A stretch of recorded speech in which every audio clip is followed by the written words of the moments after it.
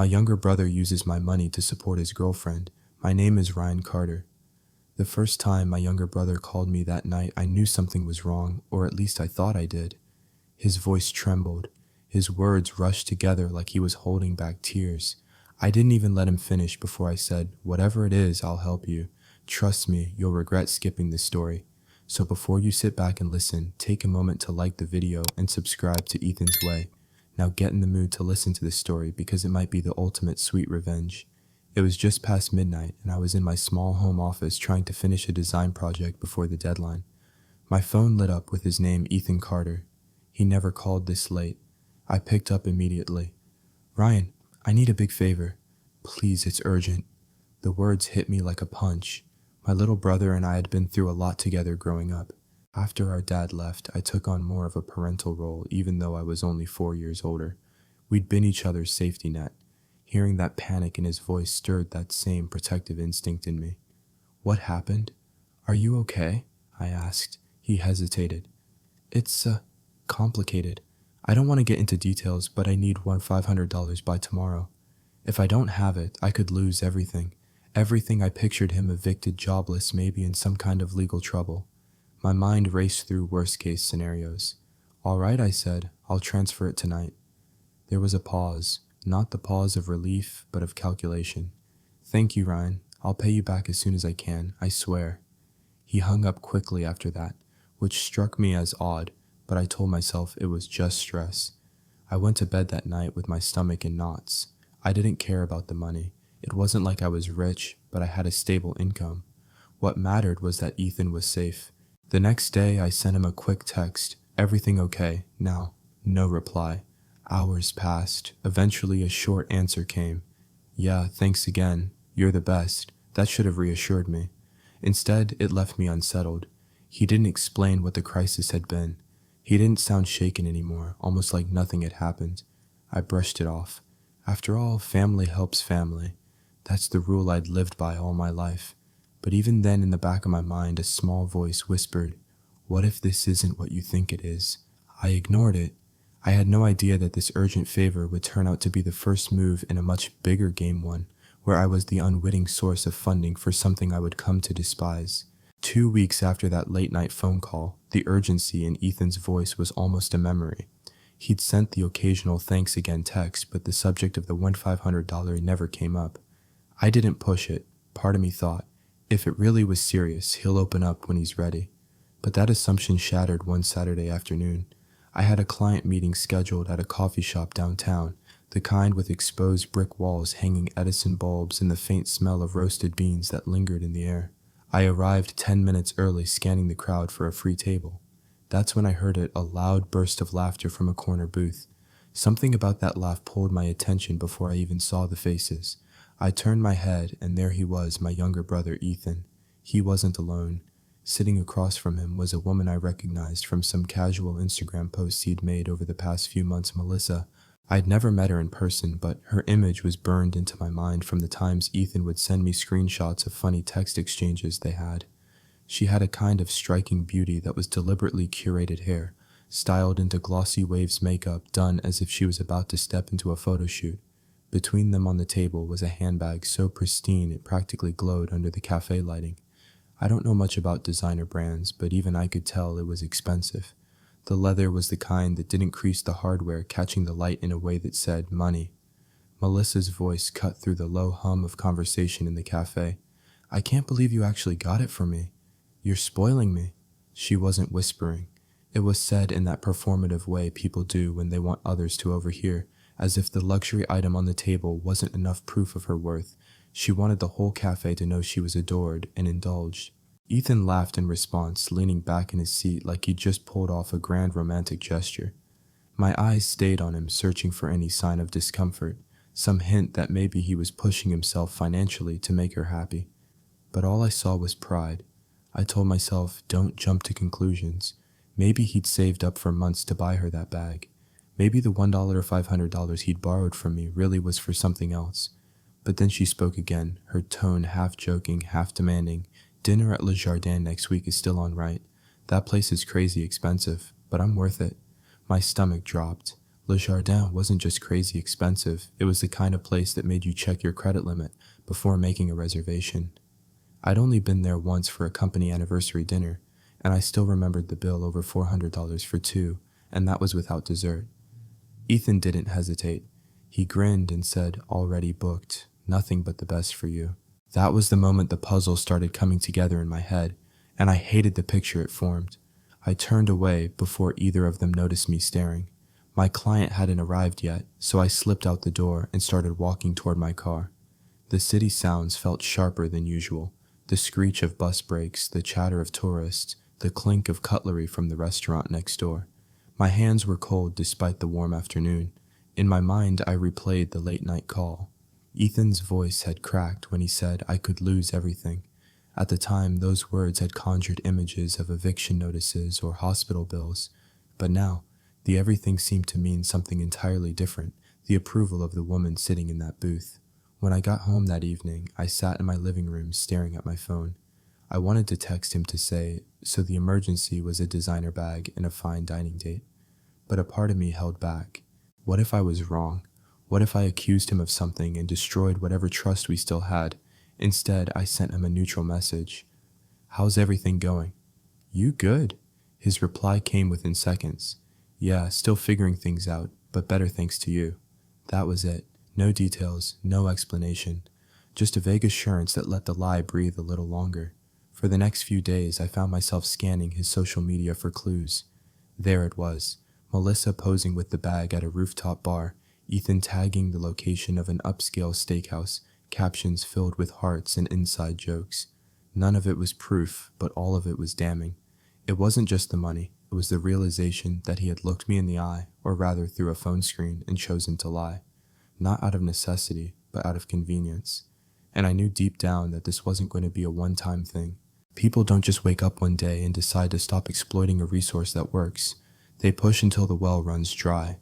And something told me Ethan had no intention of letting this well dry anytime soon. I should have confronted him right then. I should have drawn a hard line, but instead I sat on it. I told myself I needed more proof before I risked blowing up our relationship. The truth, I wasn't ready to see him for what he might really be. Because once you do, you can't go back. I lasted 5 more days before deciding I couldn't keep this in. The image of that cafe booth, the designer bag, the smug grin, the promise of an extravagant dinner, had been gnawing at me. It wasn't just about the money anymore. It was about the lie. The deliberate choice to let me believe he was in trouble when really he was just playing the doting boyfriend at my expense. So I called Ethan on a Wednesday evening. I'd rehearsed the opening line in my head all day, calm, direct, no anger. "Hey," I said when he picked up, "can we talk about that money I sent you?" There was a short pause before he replied, yeah. Why I went straight in. I ran into you the other day. You were with Melissa. That bag you bought her was that. What the money was for silence. Then a chuckle like I just said something ridiculous. "What? No, man. That's not even close. You really think I'd lie to you about something like that?" "I don't know, Ethan," I said, trying to keep my voice steady. "It just seems strange. You said it was urgent, that you could lose everything. But I saw you making expensive plans. It doesn't add up." He let out a sigh, the kind that makes it sound like you're the unreasonable one. "Ryan, listen, you don't understand. Things have been really stressful. Melissa's been there for me, and I wanted to do something nice for her. But the money you gave me, that went toward other stuff. Bills, things you wouldn't know about." I didn't miss the way he said other stuff instead of specifying anything. "Then why didn't you just tell me? Why make it sound like you were in some kind of crisis?" That's when his tone shifted, defensive, edged with just enough woundedness to make me second-guess myself. Because I knew you judge me. You always do. Every time I make a decision you don't approve of, you look at me like I'm some kind of screw-up. I didn't want another lecture. I blinked at the accusation. "Ethan, this isn't about judging you. It's about honesty. I'm not your ATM. If you need help, I'll help, but you have to be straight with me." "You think I see you as an ATM," he said, voice rising. "Wow, that's nice. After everything I've done for you, that's what you think of me." The audacity made my mouth go dry. "Everything you've done for me," I asked, quieter now. He jumped on it. "Yeah.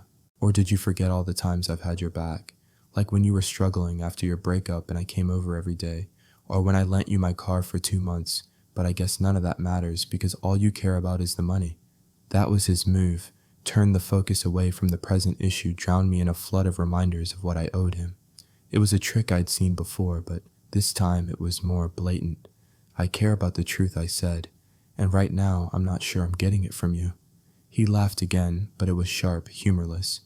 You know what, Ryan? If you can't trust me, maybe you shouldn't help me at all. It was meant to be a challenge, but I heard it as a threat, the kind of statement designed to make me backtrack to say, no, I didn't mean that. And for a moment I almost did, but I stopped myself. I'd given him $1 or $500 without hesitation. I'd done it because I believed him. And here he was dodging, deflecting, and twisting the conversation into something ugly. Still, I knew pressing him harder now would only make him dig in deeper, so I softened my tone and said, "All right, maybe I misunderstood. Let's just leave it there for now." He seemed satisfied with that. "Cool, appreciate it." Then, almost as an afterthought, "And I might need a little more help in a couple weeks. Things are still tight." That last line landed like a brick in my chest, but he wasn't even pretending to wait a while before asking again. After we hung up, I sat in my darkened living room for a long time, staring at nothing.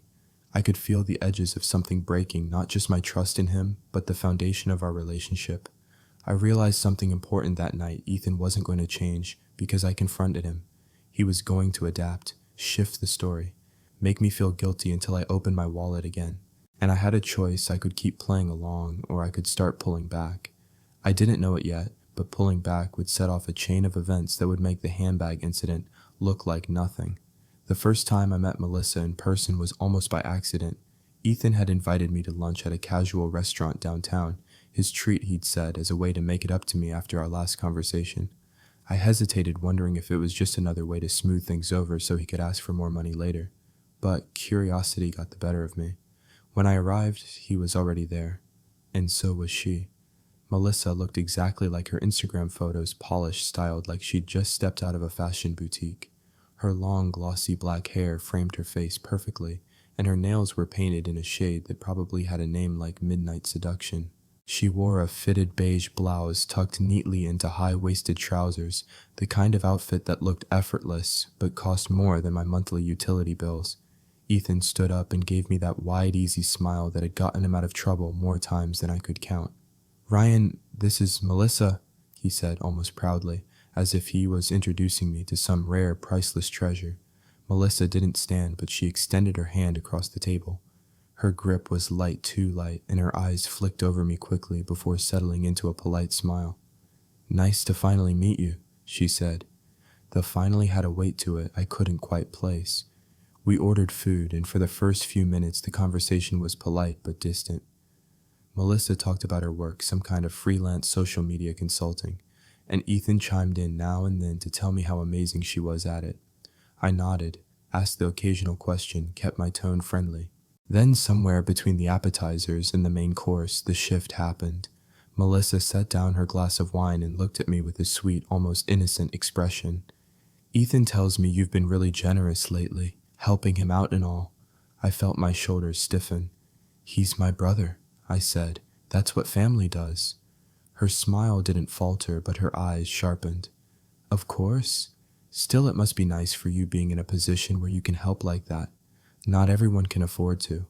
It sounded like a compliment, but something in her tone made it feel like a probe, a test to see how deep my pockets really went. I tried to brush it off. I managed. "It's not like I'm rolling in money, but I do okay." She tilted her head, her gaze steady. "Well, maybe you should treat yourself more. Life's too short to just save and be cautious all the time." Ethan laughed. "Yeah, Ryan's always been the sensible one. Probably why he's not in debt like the rest of us." I forced a small chuckle, but my mind was already working. Was this just small talk, or was she planting seeds? The way she spoke, it was as if my cautiousness was a flaw, something holding me back from living fully. The rest of lunch followed that same pattern. Every time the topic brushed against money, Melissa found a way to frame it as if I had more than I needed and maybe should be more generous. She never said it outright, but the insinuations were there. When the check came, Ethan reached for it, but before he could pull out his card, Melissa said, "Oh, let Ryan get it. You've done enough lately." It was said with a laugh like it was a joke, but she held my gaze as she said it. I smiled politely and let Ethan pay, but the remark stayed lodged in my mind. Outside the restaurant, we stood for a moment before parting ways. Melissa hugged Ethan, then turned to me and said, "It was nice meeting you. We should all do this again sometime." There was nothing in her voice that suggested she meant it. On the drive home, I replayed every subtle comment, every pointed look. Maybe I was being paranoid, but the pattern was too clear. She was testing me, seeing how far she could push without me pushing back. I remembered the cafe scene, the handbag, the fancy dinner plans, and now meeting her face to face, I felt the full weight of something I'd been trying not to acknowledge. Melissa wasn't just part of the problem, she was the problem. She had Ethan wrapped around her perfectly manicured finger, and she knew it. The way she looked at me wasn't just polite social interaction, it was assessment, calculating, measuring whether I was going to be an ally to her lifestyle or an obstacle. That night, I got a text from Ethan: "Thanks for coming today. Melissa likes you. She thinks you're smart with money. Maybe too smart, lol. Too smart." The words sat there on my screen, half a joke, half a warning. I didn't reply. Over the next couple of weeks, Ethan's calls started again. Smaller amounts at first, $200 here, $300 there. Always tied to vague reasons, car trouble, work slow. This month just need to cover rent until next paycheck.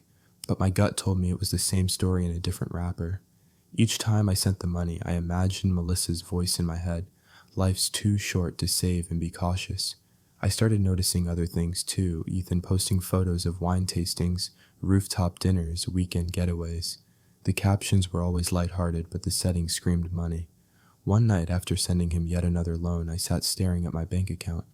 My savings had dropped by nearly $4,000 since that first late night call. I wasn't in trouble yet, but the trajectory was clear. And the worst part, he hadn't paid back a single dollar. Melissa's subtle digs from that lunch replayed in my head like an echo I couldn't shut off. "It must be nice for you. Maybe you should treat yourself more. Let Ryan get it." She wasn't just passively benefiting from my help. She was actively encouraging Ethan to keep taking it. That realization did something to me. It didn't make me angry in the explosive way you'd expect. It made me cold, focused, because once you see the shape of the game someone is playing, you can start planning your own. It's strange how quickly a line you swore you'd never cross can become just another smudge you step over without thinking. After that lunch with Melissa, the requests from Ethan came more frequently, smaller amounts at first, as if he was trying to make it easier for me to say yes. "Hey, can you send me $150? I'm short on rent this month. Any chance you can spot me $200? My car needs new brakes. Just $300 to cover utilities. Melissa's between clients and I'm carrying both of us." They always came with just enough detail to sound plausible, but never enough for me to verify. And always with the promise, "I'll pay you back as soon as I can." Of course, he never did. At first I told myself I'd keep track. I even made a note in my phone loans to Ethan with dates and amounts. But after the fourth or fifth entry, it started to feel pointless. The list was growing faster than I could believe, and the total was climbing toward numbers that made my chest tighten. What made it worse was the way Melissa's presence seemed to hang over every request, even when she wasn't in the room. I'd see Ethan post a photo of them at some upscale event, her in a cocktail dress, him in a blazer he'd never owned before, only days after sending him money for urgent bills. I'd scroll through the comments under their photos. Friends wrote things like "couple goals" and "you guys are living the dream," and it would make my stomach twist. I wanted to type the truth under every one of those posts. The dream is funded by my bank account. But I didn't, because no matter how bitter I felt, he was still my brother. And that was the hook he kept using to reel me back in. One Friday evening, I got a call from him while I was finishing up dinner. His tone was unusually light, almost cheerful. "Hey big bro, how's my favorite designer doing?" I narrowed my eyes even though he couldn't see me, cut to the chase. "Hey Ethan, what do you need?" He laughed like I just made the funniest joke. "Man, you know me too well." "Okay, here's the deal. Melissa's birthday is next week. I've already got some things lined up, but there's this bracelet she's been hinting at for months. I found it on sale, like huge discount, but I'm short about $400. I swear I'll pay you back once I get paid from this project I'm working on." My fork froze halfway to my mouth. "You're asking me to help buy your girlfriend jewelry." "It's not just jewelry," he said quickly. It's a symbol, man. She's been amazing to me, and I want to show her how much I appreciate her. You know how important this is to me. I leaned back in my chair, staring at the wall. Ethan, I've already sent you thousands of dollars over the past few months. You haven't paid me back a cent, and now you're asking for more for something that's not even essential. There was a pause, and then his voice shifted, soft, almost pleading. Ryan, she's the one, okay? I've never felt this way about anyone, and I want to make her happy. I thought you'd understand. That was the problem. I did understand. I understood all too well the desire to prove yourself to someone you loved, but I also knew what it felt like to be used. I can't do it, Ethan, I said finally. Not this time. The silence on the other end stretched long enough that I thought he'd hung up. Then came the sigh. All right, I get it. You've done enough. I guess I'll just have to figure it out on my own. It should have ended there, but the guilt crept in almost immediately. I could picture him pacing in his apartment, maybe even telling Melissa I'd let him down. And just like that, the old instinct kicked in, the one that told me it was my job to protect him, even from his own choices. 2 days later, I sent him the $400. That night, I sat at my desk and looked at my bank account. My savings, which had been just over $12,000 6 months ago, had dropped below $7,500. I wasn't in crisis yet, but I could feel the ground getting softer under my feet. The worst part was I couldn't tell anyone. If I told friends, they'd call me an idiot. If I told family, word would get back to Ethan and he'd spin it into a story about me trying to turn everyone against him. So I carried it alone. And Melissa, whether she knew it or not, seemed to sense my silence. The next time I saw her was at a casual barbecue Ethan hosted at their apartment. She was warm, friendly, even complimentary at first, but as the evening went on, the little comment slipped in again. When I complimented their new flat-screen TV, she smiled and said, Yeah, Ethan said you've been super supportive lately. We're lucky to have you in the family. When I mentioned a trip I was considering for next year, she tilted her head and said, Well, as long as you don't give all your money away before then, right? Each remark was delivered with a smile and a light tone, but there was a precision to it, like she was reminding me and everyone else within earshot of my role in their life. By the time I left that night, I knew I couldn't keep going like this. I couldn't keep bankrolling their lifestyle while pretending it was just helping out. But cutting him off wouldn't be simple. Ethan had a way of turning financial boundaries into personal betrayals. And Melissa, I could already imagine how she'd spin it. If I was going to stop this, I'd have to do it in a way that left no doubt about what was really happening. The confirmation I needed came on a night I wasn't supposed to be there. It was a Thursday, a little after 8 p.m., and I'd just finished a meeting across town.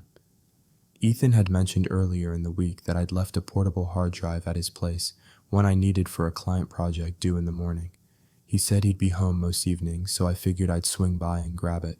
I didn't call ahead. I didn't think I needed to. We had a spare key arrangement for years for emergencies, though lately it felt like I was the only one using it for anything remotely responsible. When I got to his apartment building, the hallway outside his door was quiet. I slipped the key in, turned it, and stepped inside. The first thing I noticed was the sound of laughter coming from the living room, not the easy casual kind, but the sharp conspiratorial kind people use when they're sharing a joke at someone else's expense. I froze in the entryway, the door clicking shut behind me. Melissa's voice floated out first. I told you he's not going to stop. He's too nice, too predictable. Ethan laughed a low, smug sound. Yeah, I guess you were right. Honestly, I don't even have to try anymore. I just mentioned something's tight this month and he jumps in with, How much do you need? It's like clockwork. Melissa giggled. It's because you're his little brother. He'll do anything for you, and for me apparently. They both laughed again. I stood there, my hand still on the doorknob, my pulse hammering in my ears. I should have stepped into the room, confronted them right then and there. But instead, I found myself moving silently toward the hallway that led to the living room. From where I stood, I could see them both sitting on the couch. Ethan had his feet up on the coffee table, a beer in his hand. Melissa was curled up beside him, scrolling through her phone. On the table in front of them was a glossy shopping bag from a high-end boutique. Melissa glanced at it and said, And the best part, he doesn't even ask for it back. Not once. We should send him a thank you card or maybe a fruit basket. Ethan smirked. Nah, he'd probably just think that means we're broke and send more cash. I felt the heat rise up my neck. Every word was another nail in the coffin of whatever trust I'd been clinging to. Melissa leaned closer to him, lowering her voice slightly, though I could still hear every word. You know, if you played it right, you could get him to help with the down payment. Just say you're looking to settle down and want his blessing. Ethan laughed so hard he had to set down his beer. Oh, that's good. That's really good. That was it. The confirmation. The proof that this wasn't just me being paranoid or overly sensitive. This was a deliberate strategy, a running joke between them. I stepped back quietly, my fingers tightening around the hard drive I'd spotted on a side table near the door. My first instinct was to slam it down in front of them and let the anger pour out, but the second instinct, the colder, sharper one, told me not to, because now I knew, and if I was going to cut this off, I wanted to do it in a way they wouldn't see coming. I slipped out the door without them noticing. In the elevator, my reflection stared back at me, pale jaw, clenched eyes, hard. Driving home, I replayed their words over and over, each time feeling the sting dull just a little. It was being replaced by something steadier, something that felt like the early stages of resolve. This wasn't just about money anymore. This was about respect, about the way they saw me as nothing more than a walking, talking safety net they could bounce on without fear of it snapping. When I got home, I sat in the dark for a while thinking. My mind sifted through months of interactions, every vague explanation, every "I'll pay you back soon," every Instagram post flaunting a lifestyle they couldn't afford. It all lined up now, each memory clicking into place like pieces of a puzzle I hadn't realized I was solving. And underneath it all was the same truth I had been enabling them. I could almost hear my dad's voice, a memory from years ago, telling me, "Son, if you keep bailing someone out, they'll never learn to swim. They'll just get better at pretending they're drowning." That's exactly what Ethan had been doing, pretending. Performing just enough distress to get me to reach for my wallet. And Melissa, she was the co-director of the whole show. That night, I decided two things I wasn't giving them another cent. I was going to make sure they understood exactly why. The next morning, Ethan texted me, "Hey, you around this weekend? Melissa wants to do a little get-together. Chill night, nothing fancy." I stared at the screen, imagining what nothing fancy meant in their world. Probably catered food, imported wine, maybe a new piece of furniture I could admire, while they waited for me to comment on how nice it was. I typed back, "Sure, I'll be there." Not because I wanted to spend the evening with them, but because I was going to start putting my plan into motion. Saturday night arrived with the kind of tense anticipation I usually only felt before a difficult client meeting. Ethan had texted me the address hours before, even though I already knew where he lived. It felt like a formality, a polite way of saying, "Be here, play the part." I parked a block away, giving myself a few minutes to sit in the cars and breathe. I wasn't going there as the brother who'd always said yes. Tonight I was walking in with boundaries, and I knew those boundaries were going to feel like betrayal to Ethan. When I knocked, Melissa answered the door. She was dressed in a silky emerald green dress, makeup, flawless, nails freshly done. She gave me a warm smile that didn't reach her eyes. "Ryan, you made it. Come in, come in." The smell of garlic bread and something expensive roasting in the oven filled the air. The living room looked different, new throw pillows, a bigger rug, a sleek glass coffee table I'd never seen before. I wondered which emergency those had come from. Ethan appeared from the kitchen, grinning like always. "Hey man, grab a drink, we're just waiting for dinner to finish up." I took the offered beer, but didn't sit down right away. "Ethan, can we talk for a minute? Alone?" He glanced at Melissa, who shrugged and wandered back into the kitchen. We stepped out onto the balcony. The cool air was a welcome contrast to the warmth inside. I didn't dance around it. "I'm not giving you any more money." His grin faltered. Okay, where's this coming from?" I met his eyes. "From the fact that I've given you thousands over the past few months and you haven't paid me back a cent. From the fact that I've seen you buying handbags, booking fancy dinners, and making jokes about how easy it is to get me to hand over cash." His eyes narrowed. "What the hell are you talking about?" Donai said sharply. "I was at your place the other night. I heard you. I heard both of you." The silence between us stretched tight. His jaw worked like he was chewing over the right response. Then he laughed short, humorless. "So you were spying on me now, wow? That's low, Ryan." I didn't flinch. What's low is lying to my face and using me like a bank account you never intend to repay. He shook his head, running a hand through his hair. "You've got it all wrong. That was just us messing around. Joking. You're reading way too much into it. I know what I heard I said, and even if it was a joke, it's one you've been living for months. I'm done playing along. His face hardened. So that's it. After everything I've done for you, you're just gonna cut me off. You know I'm struggling right now. You're not struggling, I shot back. You're living beyond your means and letting me pay for it. The muscle in his jaw twitched. You think you're better than me because you've got a stable job and some savings. But you've always been like this, Ryan, acting like the responsible one, like you've got all the answers. Newsflash, money isn't everything. It's not everything I said, but it's not nothing either. And respect, that's worth more than any amount in the bank. You've shown me you don't have it. Not for me, not for what I've done for you. For a moment, I thought he might hit me. His eyes flashed with something raw, but then he turned away, gripping the balcony railing so hard his knuckles whitened. You're making a mistake, he muttered. Family sticks together. Family doesn't exploit each other, I replied. We stood there in silence until Melissa's voice floated from inside Dinner's Ready. Ethan straightened, plastering on a smile that didn't touch his eyes. Let's just eat. No need to ruin the night. I followed him back inside, but the air between us was different now, heavy, brittle. Dinner was a blur. Melissa chatted brightly, asking about my work, dropping little hints about how busy Ethan had been and how tight things were financially. Each one was a fishing line cast to see if I'd bite. I didn't. When the plates were cleared, I stood to leave. Melissa looked up, feigning surprise. You're heading out already? Yeah, I said. Early start tomorrow. Ethan didn't walk me to the door. As I stepped into the hallway, I felt the weight of what had just happened settle in. There was no going back now. The part of me that had always rushed to protect him to save him from himself had been cut loose, but deep down I knew this wasn't the end. Ethan wasn't going to let go of his golden goose without a fight, and I was ready for it. The first sign that Ethan wasn't going to let things go quietly came 3 days later in the form of a phone call from our Aunt Carol. Ryan, she began skipping any sort of greeting. I just have to say I'm disappointed in you. I blinked, holding the phone away for a second to make sure I'd heard her right. Disappointed about what her voice was heavy with judgment. Ethan told me you've cut him off, that you refuse to help him when he's in a really difficult spot. I thought family meant something to you. I closed my eyes. Of course. He was already rewriting the story. Aunt Carol, I've been helping him for months, thousands of dollars, not a single payment back. And it wasn't for rent or groceries, it was for luxury items, vacations, dinners. I can't keep funding his lifestyle. That's not what he told me, she said sharply. He said you accused him and Melissa of using you, that you called them liars to their faces. Ryan, that's cruel. I bit down hard on the inside of my cheek.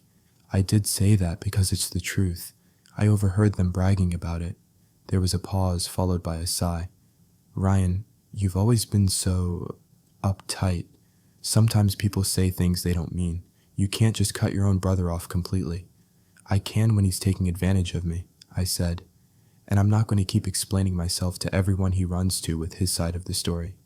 We ended the call on a chilly note, and I knew exactly what was coming next, the Whisper Network. Over the following week, it became clear Ethan was on a campaign. Uncle Dave called to check in, but spent most of the conversation reminiscing about how we all have to help each other through the tough times. My cousin Emily texted me a link to some inspirational post about forgiveness, followed by, thought of you and Ethan, hope you can work things out. Even my mom, who usually stayed out of our disputes, called me late one night. Her tone was hesitant, but the words still landed like a punch. Ryan, I don't know what's going on between you two, but Ethan says you've turned your back on him. That's not like you. I rubbed my temples. Mom, please. You know I wouldn't just stop helping him for no reason, but he's been lying to me. He's been using my money for things he doesn't need and laughing about it. I can't support that. She sighed, a sound that told me she didn't want to pick sides. I just don't want this to destroy your relationship. The truth was, the relationship had been destroyed the moment I heard him and Melissa mocking me in his living room. This was just the fallout, and Ethan knew exactly what he was doing. He was painting me as the cold, selfish older brother who'd abandoned him in his hour of need. He wasn't asking anyone for money, not yet. He was just planting the idea that I was the one breaking the family code. That way, when he did start asking, they'd all be primed to see him as the wronged party. One evening, I ran into our mutual friend Jake at the grocery store. We hadn't spoken in a while, but after some small talk, he leaned in a little. Hey man, is everything cool with you and Ethan? He's been saying some stuff. I kept my voice even, like what Jake glanced around, lowering his tone. Just that you've been, you know, different. That you're letting money get in the way of family. He said you've been holding it over his head, making him feel small. I figured there had to be more to it, though. There's a lot more to it, I said. But let's just say I'm done being taken advantage of.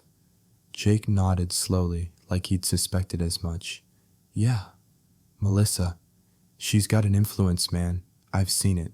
It was a small comfort, but it reminded me that not everyone was buying Ethan's version wholesale. Still, the damage was being done, and he wasn't stopping. By the second week, I started hearing about family events being planned without me. I wasn't uninvited outright, but the group texts suddenly didn't include me. I knew Ethan well enough to know this was intentional. He wanted me isolated, cornered, pressured into reversing my decision just to get back into the fold. But he underestimated something I'd been alone before, and I'd learned that sometimes distance is a better shield than any defense you could mount in person. That didn't mean it didn't hurt. It did, more than I wanted to admit. Late one night, I sat at my kitchen table scrolling through old photos of us birthday parties, fishing trips, lazy Sunday afternoons at Mom's. In all of them, Ethan was smiling. So was I. We looked like brothers who had each other's backs no matter what. I realized then that what I was grieving wasn't just the loss of money. It was the loss of that version of us, the one that maybe only existed in my memory. I also realized something else. People like Ethan and Melissa thrived in the shadows, in the space between perception and truth.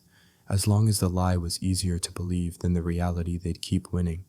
If I wanted to change that, I'd need to bring the truth into the light, not in a heated argument, not in a defensive text thread, but in a way that left no room for denial. The opportunity came sooner than I expected. Melissa's birthday was coming up, the same one Ethan had asked me to help fund before I said no.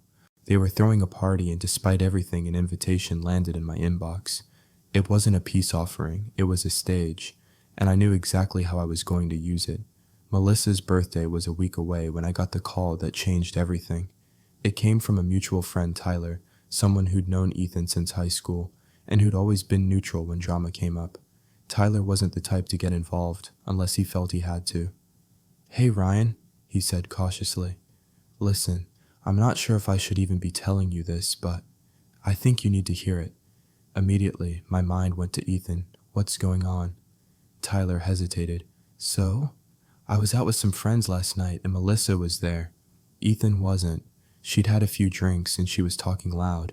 At first it was just the usual stuff, bragging about their trips, the new clothes, that TV they got. But then she started talking about you. My grip on the phone tightened. What did she say? He exhaled sharply, like he was still debating whether to go on. She said, "You're the gift that keeps on giving." Her exact words. Said you're so easy to manipulate that she doesn't even have to try anymore. And then, and this is the part that made me call you, she told one of her friends that she's trying to get Ethan to squeeze as much money out of you as possible before she, and I quote, "upgrades to someone who can really provide." For a moment I didn't respond. The words were there, clear as day, but my brain felt like it had to translate them twice before they made sense. "Before she upgrades," I repeated slowly. "Yeah," Tyler said grimly. She even laughed about it, said she's basically giving Ethan a bonus round before she moves on. My stomach churned. I'd suspected Melissa's influence from the beginning, but hearing it spelled out like that with a timeline and an endgame was different. It wasn't just greed, it was cold-blooded calculation. Tyler's voice softened. "Look, man, I know this is rough. I didn't want to get involved, but you've been good to Ethan. You don't deserve this." "Thanks for telling me," I said quietly. "Seriously?" When I hung up, I sat there in silence, my phone resting in my lap. I thought about every conversation, every request, every smile Melissa had given me that didn't quite reach her eyes. And I thought about Ethan, my brother, who either didn't see what she was doing or didn't care as long as he got to ride the wave with her. That was the part that hurt the most. Because if he truly loved her, if he believed in her, maybe I could chalk it up to him being blinded by feelings. But this meant he was complicit. Maybe not in her eventual plan to leave him, but in using me as a means to fund their lives together while it lasted. The rest of the week passed in a blur. The invitation to Melissa's birthday party sat in my inbox like a dare. Every time I looked at it, I felt the tension in my chest tighten. On Friday night, the day before the party, Ethan called. "So, you're coming tomorrow, right? Melissa's looking forward to seeing you." I kept my tone neutral. "Yeah, I'll be there." "Cool. And hey, no pressure, but if you wanted to get her something nice, I can give you a couple ideas." "She's been eyeing this." I cut him off. "Ethan, don't." There was a pause, then a forced laugh. All right. Just saying she'd appreciate it." When we hung up, I opened my laptop and started typing. Not a message, not an email, a list, every amount I'd ever given him. Dates, reasons he'd given me, notes about what I'd later discovered the money was actually for. And at the top in bold, I wrote "for the record." By the time I finished, I had nearly 2 pages. Looking at it all laid out like that, the pattern was undeniable. And for the first time, I wasn't just angry, I was ready. The party was being held at a trendy rooftop bar downtown, the kind of place where the drinks cost more than an entire meal anywhere else. When I arrived, the space was already buzzing with music and laughter. String lights crisscrossed overhead and the skyline glittered in the background. Melissa was at the center of it all, wearing a red dress that looked custom made. She was surrounded by friends, a glass of champagne in hand, accepting compliments like a queen receiving tribute. Ethan spotted me and came over, clapping me on the shoulder. "Glad you made it, man. Come on, let's grab you a drink." I let him lead me to the bar, my eyes scanning the room. Family members, mutual friends, a perfect audience. After a few minutes of small talk, Melissa tapped a spoon against her glass, calling for attention. "I just want to say thank you to everyone for being here tonight. You all make my life so special." Polite applause rippled through the crowd, and that's when I stepped forward. "Speaking of making life special, I think it's time I share something." Melissa's smile faltered for a split second, but she quickly recovered. "Oh, well, go ahead." I pulled the folded papers from my jacket pocket. "This is a list of every loan I've given Ethan over the past 6 months, every reason he gave me, and in some cases what the money was actually used for." A murmur ran through the group. Ethan's face went pale. "Ryan, what the hell are you doing?" I didn't raise my voice, but I made sure every word carried. "I'm doing what I should have done months ago, making sure the truth is clear. Because I've heard what's being said about me, that I'm cold, that I'm selfish, that I turned my back on my own brother. And I want everyone here to understand why I made the choice I did." Melissa laughed nervously. "This is ridiculous, is it?" I said, locking eyes with her. "Because I also heard what you said, Melissa, about getting as much out of me as possible before you upgrade, about me being the gift that keeps on giving. Ring any bells?" The room went dead silent. Ethan's jaw clenched. "You're blowing this way out of proportion." "I'm not," I said, and deep down, you know it. I didn't need to say more. The tension in the air was thick enough to choke on. I placed the papers on a nearby table, nodded once, and walked out. As I stepped into the cool night air, I felt lighter, not because I'd embarrassed them, but because I'd finally stopped playing the part they'd written for me. The birthday party was a fracture point. By the time I got home that night, my phone was lighting up with messages, half from family members, wanting to know if what I'd said was true, the other half from Ethan himself, alternating between rage and attempts at guilt, tripping me into apologizing. I didn't reply to any of them, not yet, because I'd decided something as I walked away from that rooftop bar. If I was going to end this, it had to be undeniable. Not just for my sake, but so there'd be no room for Ethan to rewrite the story again. That meant setting a trap. Melissa's greed wasn't exactly subtle. All I had to do was give her an opportunity, something big enough to bait her into showing her true colors in front of Ethan. But it had to feel real, genuine, like the kind of offer I'd only make if I were feeling guilty about the misunderstanding at the party. So I called Ethan 2 days later. "Look," I began, keeping my tone calm. "I don't want things to stay the way they are between us. We're brothers. We've been through too much to just cut it off like that." On the other end, his voice was wary. "You mean that? Yeah. But I also want to make sure we're not mixing things up anymore. If I help you, it's going to be for something important. No handbags, no expensive dinners. I'm talking long-term stability. You know what I mean?" There was a pause, I baited the hook, like helping with a down payment on a place, something that actually builds toward your future. The silence stretched, and I could almost hear the gears turning. Then his tone brightened. "That's actually really generous, Ryan. I appreciate it. Let me talk to Melissa about it. Okay. Sure, I said, keeping my voice steady. Just let me know if she's on board. I knew she'd be on board. She'd been planning that exact idea in his head for weeks. 2 days later, Ethan called back. So, Melissa thinks it's a great idea. We found a place we like, 3-bedroom condo, nice neighborhood. The asking price is $320 Austin dollars. We're thinking if we can come up with a $60K down payment, the mortgage would be manageable. I can put in some, but I cut him off gently. But you're still a little short. Exactly, he said. If you could cover, say, 20K, we could make this happen. I let a beat of silence hang as if I were considering it. All right, but before I transfer anything, I want us all to sit down together. You, me, Melissa, go over everything, the numbers, the plan, the paperwork. I'm not putting that much money into something without knowing exactly what's going on. He hesitated, but Melissa's confidence must have overridden any doubt, because he finally said, yeah, that makes sense. We'll set it up. We agreed to meet at their apartment that Saturday afternoon. I arrived with a leather folder under my arm, one I deliberately filled with printed documents, a notepad, and a pen to make it look like I was there in full financial advisor mode. But tucked inside was also my phone already set to record. Melissa greeted me with a bright smile, but her eyes flickered with something sharper anticipation. She was dressed to impress in a cream blouse and gold earrings that caught the light every time she moved. We sat at the dining table, Ethan pulling up the condo listing on his laptop. Melissa leaned forward, pointing out the amazing kitchen and spa-like bathroom. She spoke about the place as if it were already hers. So I said, after a few minutes, flipping open my folder, let's talk numbers. You said you've got some money saved. Ethan nodded. Yeah, I can put in about 15K right now. Melissa has some too. Melissa's smile tightened just a fraction. Well, my money's tied up in other things at the moment, but we'll make it work. Translation, she wasn't contributing a dime. I leaned back slightly. All right, so you're asking me to cover the rest, about 20K. Melissa jumped in before Ethan could speak. Honestly, Ryan, if you could just make it 25K, we'd have a nice cushion for furniture and moving expenses. You know how stressful moving can be. I let the silence stretch my gaze steady on hers. Furniture, I thought this was about stability, building toward the future. She laughed lightly. Well, of course it is. But why not start that future comfortably? I mean, you've been so supportive already, this is just the next step. And once we're settled, Ethan will be in a much better position to pay you back. It was the exact pitch I'd expected, casual, entitled, and full of promises that meant nothing. I pulled out a sheet from my folder and slid it across the table.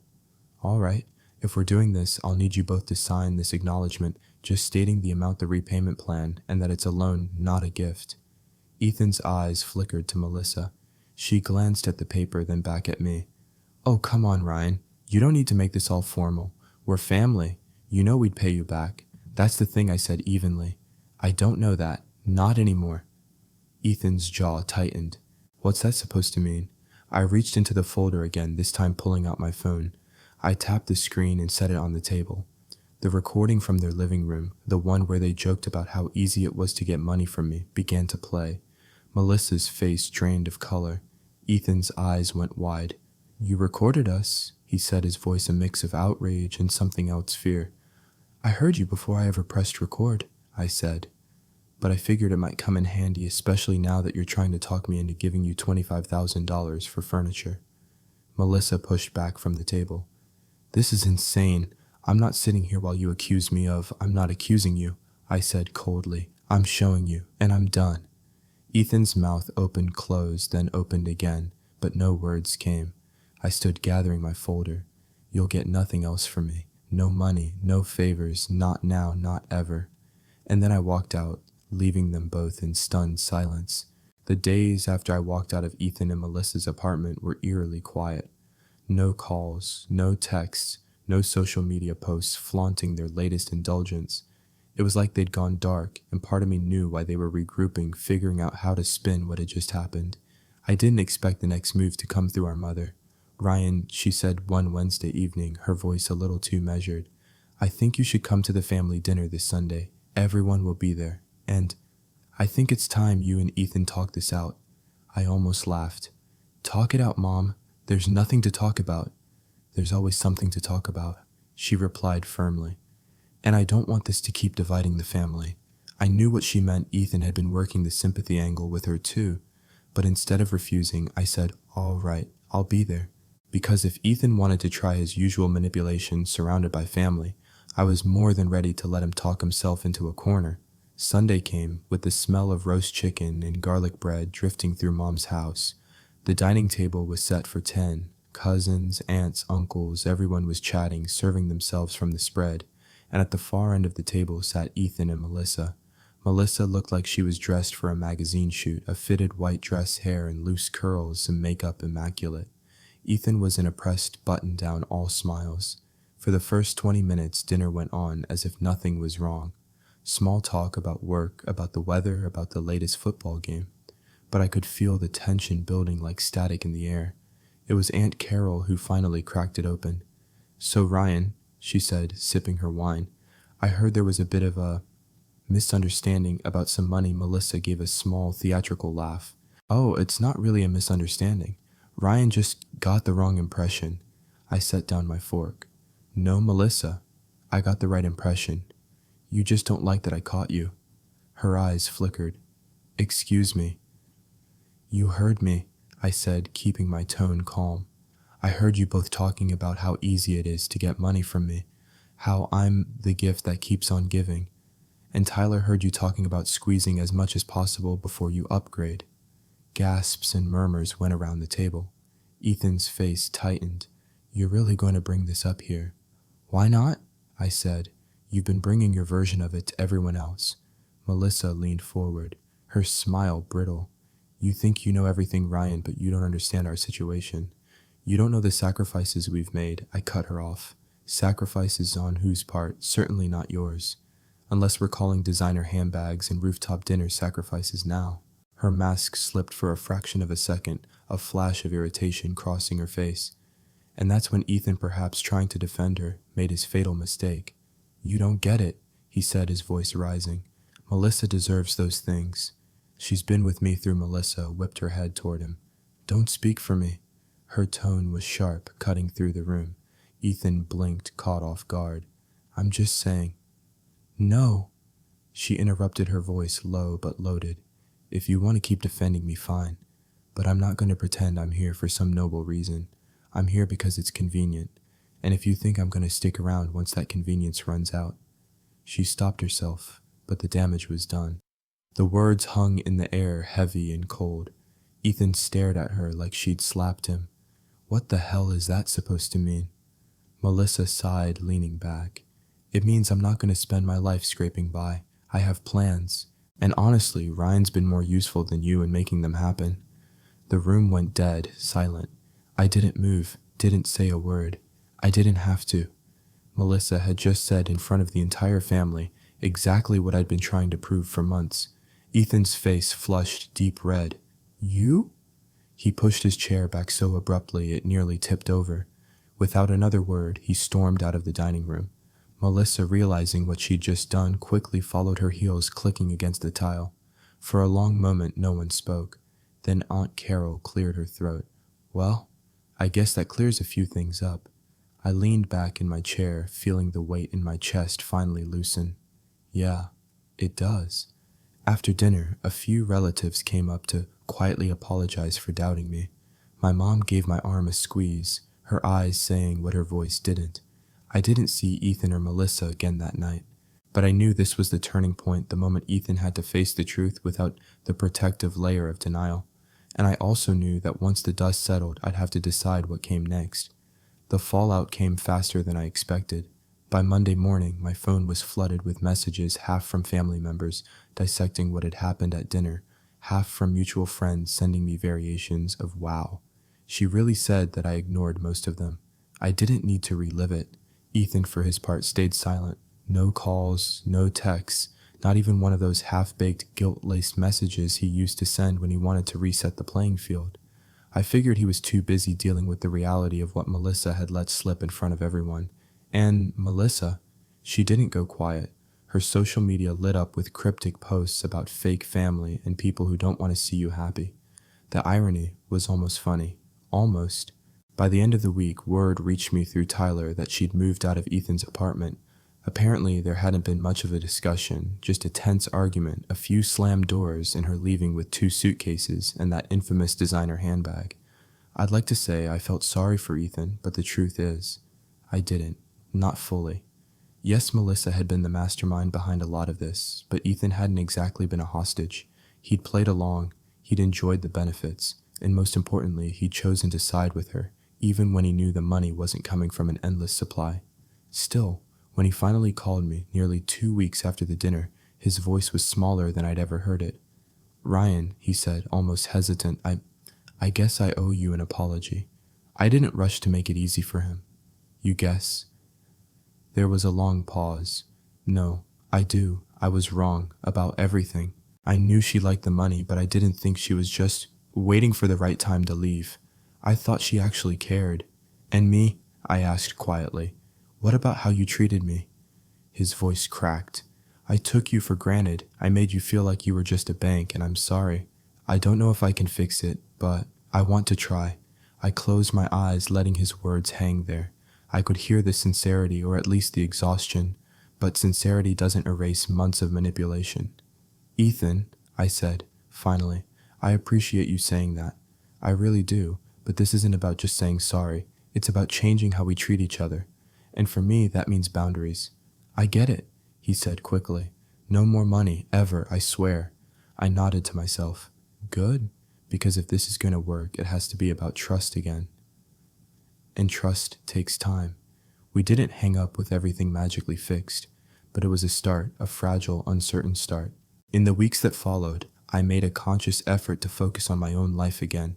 I took on more freelance projects, rebuilt my savings account, and started putting money toward things that actually mattered to me. A photography course I'd been putting off, a small trip I'd been daydreaming about for years. For the first time in a long while, I wasn't checking my phone every time it buzzed, wondering if it was Ethan asking for just a little help.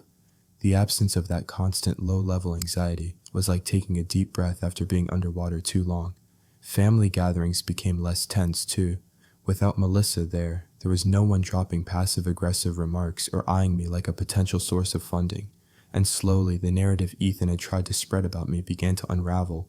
People stopped looking at me like the cold brother who'd abandoned him and started seeing the truth that I'd been protecting myself from a situation that was never going to change unless I changed it. One evening, sitting alone in my living room, I found myself scrolling through old photos again, the same ones I'd looked at the night before. I decided to cut Ethan off. Birthdays, fishing trips, laughing in the backyard with barbecue smoke curling in the air. And I realized something those moments had been real. The bond we had once had wasn't fake, but somewhere along the way, we'd both let other things get in the way. Pride, greed, the illusion of an easy life. Maybe someday we'd get back to something closer to what we used to be. Maybe not, but either way I'd learned a lesson I wouldn't forget. Loyalty without boundaries isn't loyalty at all. It's surrender. And I wasn't surrendering anymore.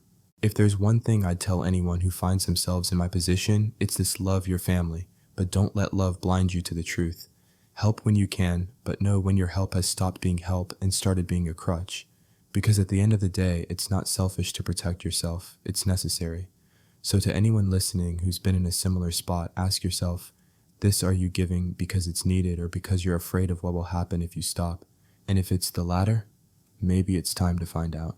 If you've ever had to set boundaries with someone you love, whether it was family, a partner, or a friend, share your story in the comments. I want to hear how you handled it, what you learned, and what you'd do differently. And if you want more stories like this, subscribe to Ethan's Way. There's always another truth to tell.